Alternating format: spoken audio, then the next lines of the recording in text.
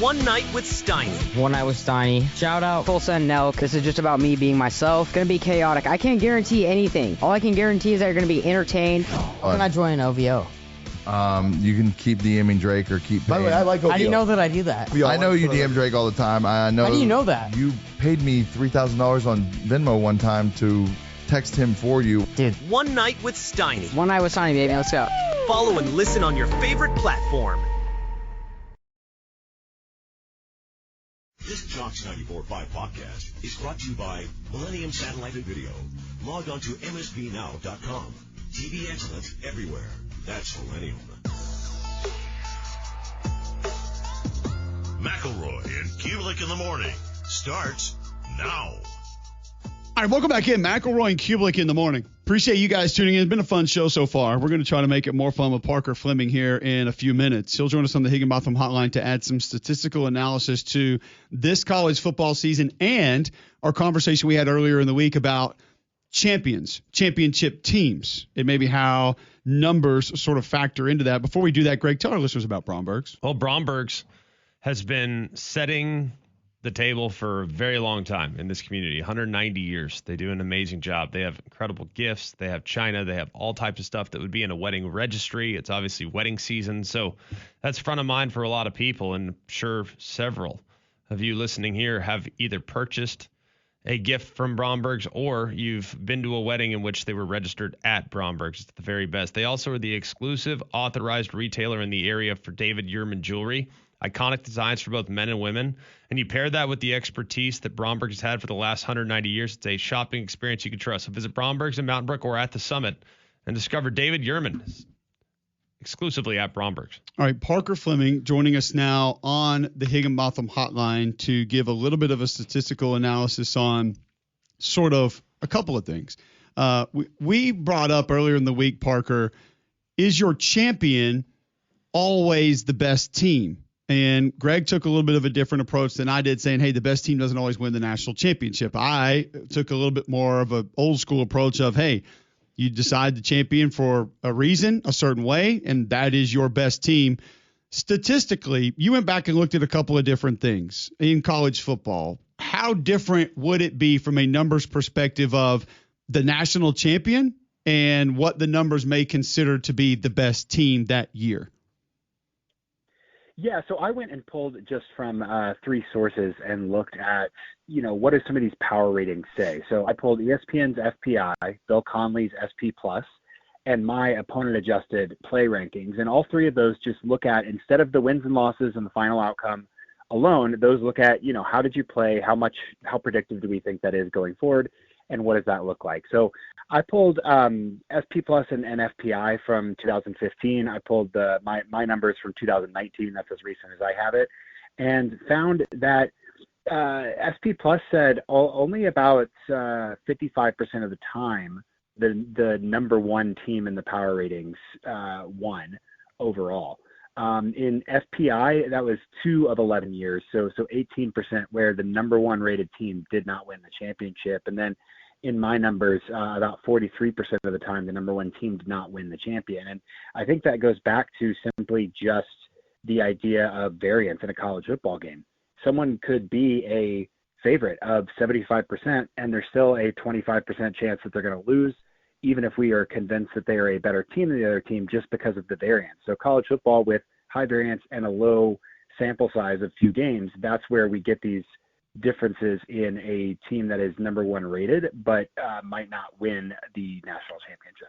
Well, I think, and obviously, like power ratings and all that stuff is a really good indicator, and using several metrics is helpful as well. And that's the way I've always looked at it. The one thing I'd say about college football is that for a very, very long time, the only way you had a chance to be named the national champion was by being arguably the best team over the course of 4 months. That's changed a bit in the college football playoff because you now have to look at the amount of games won in the postseason, and it's more games to win. So therefore you're probably going to have a little more variety. So how do you anticipate this changing as the playoff field sits at 12 and or further expands? Yes. So the last time that any of the three systems had a number one team that wasn't the national championship, was 2020. In 21, 22, 23, 24, 25, there's kind of been consensus that the team that did win the national champion was in fact the best team. And I think we're seeing a couple of things there. One of those being, like you said, with the additional games. I think there's an argument to say, oh, well, Ohio State or Alabama is going to have to play these games that they were just given a free pass, right? There's more games in the playoff, and so there's now a non-zero probability that they lose those first and second round games before they get into the finals.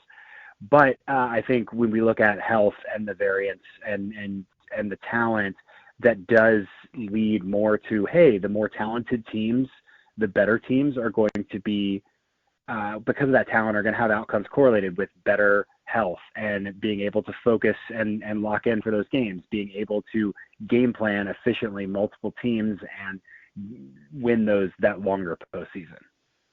When you look at this upcoming college football season, Parker, and Parker Fleming joining us on the Higginbotham Hotline, we've kicked around this team could compete. This team will be in the mix. Teams that we think can either get to the playoff, make a run through the playoff, win a national title. Obviously, the number dwindles as we have that conversation towards winning an actual national championship. Are there teams that numbers show you we should be talking about more, have a better chance to either reach the playoff, make a run through the playoffs, or win the college football playoff this year, that when you look at the numbers, we should be saying, hey, this team's in the mix, going to be competing, and maybe a lot of people are not discussing them that way? Yeah, it's interesting because you have to pair that certainly with path, right, and your schedule and kind of compare the efficiency and resume. Oklahoma is a team, for example, that was up and down last year based on some injuries. I think they have a lot of talent and are moving in the right direction, but their path is certainly a little bit harder than some of these other teams that might be able to sneak into the playoff, like for instance, a BYU or a Louisville, who looks like they have some tools, who's returning some really interesting teams and kind of has a schedule that breaks in a really, really nice way. So kind of comparing on those two axes, those are three teams that I certainly think are interesting in terms of having the path and having some talent to get into the playoff and to sneak into the playoff. And I'll play into my brand a little bit. I think, someone like a North Dakota State that is now eligible as of yesterday to play in the postseason has a really intriguing kind of G5 path as well. They just moved up from FCS, but obviously in that Mountain West, that will be so full of diverse styles. You've got, air raid and run and shoot and triple option and North Dakota's A-gap power. They're a team that should be able to compete and potentially even sneak into the playoff this season from the G5 level as well. So who are some other teams that are kind of jumping off the page right now analytically? So the way that I do my preseason priors is kind of aggregate from a couple sources and do a little bit of nerdy math to see, hey, where do these guys lie?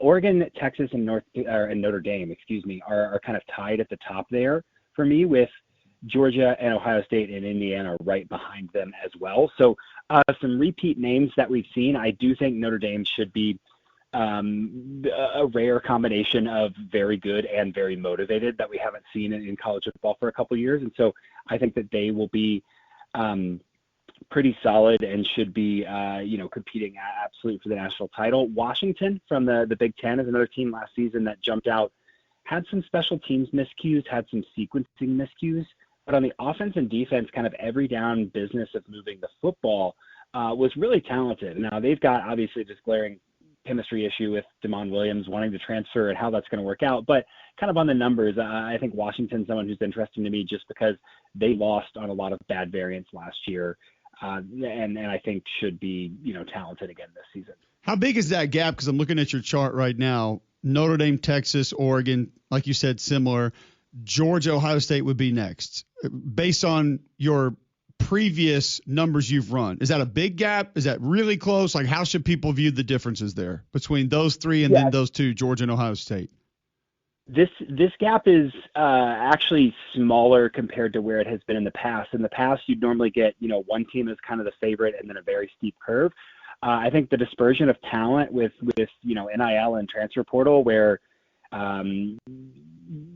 Georgia can't stack, a 3 deep of 5 stars and just have this absolutely overwhelming roster. There's more uncertainty. The margins are thinner. And so this is a much more aggregated group, especially with kind of Notre Dame, Oregon, and Texas all being so close there. There's not a clear favorite. I think I like to think of it more as, these teams are all capable of kind of separating down the path. And the teams that are capable based on the preseason prior are Oregon, Texas, Notre Dame, Georgia, Ohio State, and Indiana, with Texas A&M, LSU kind of right there behind that tier. So looking at some teams that maybe last year had great seasons and are taking a significant step back based on the analytics, who are some of those teams? A couple teams, obviously, like you went to sort of middle of the pack, like an Illinois has a lot of turnover, a new defensive coach. That's someone that looks a little worse.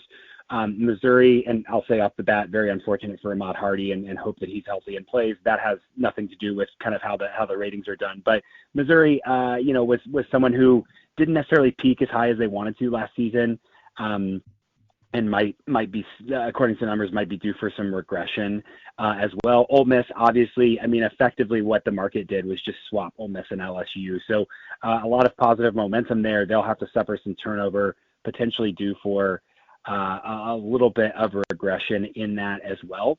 So those are a couple teams. I think the other one that stands out to me is Vanderbilt, just with the turnover, with the margins that they won last season. Going into the season, I have them positioned between South Carolina and Arkansas, which is kind of a far cry from what their last two seasons have been. But they're losing Pavia, and there's a little bit of uncertainty with some of the skill players as well. And so they're a team that looks due for some regression as well. Parker Fleming joining us on the Higginbotham Hotline, VP of Football Strategy at Dropback HQ. Follow him on Twitter at StatsOWar. Staying with teams and where you have them statistically. And I know a lot of times when you put your numbers together, you'll sit back and say, yep, love that. No, not really sure. That Ole Miss LSU swap, I want to kind of focus in on that. Like when you see that statistically, are you good with that? Do you like that? Because Greg and I have talked a lot about this LSU roster. People make it out to be like 2001 Miami. And it's kind of like it's not what a lot of people are making it out to be. We know what Lane is. We love Lane. We think he's going to be great wherever he goes.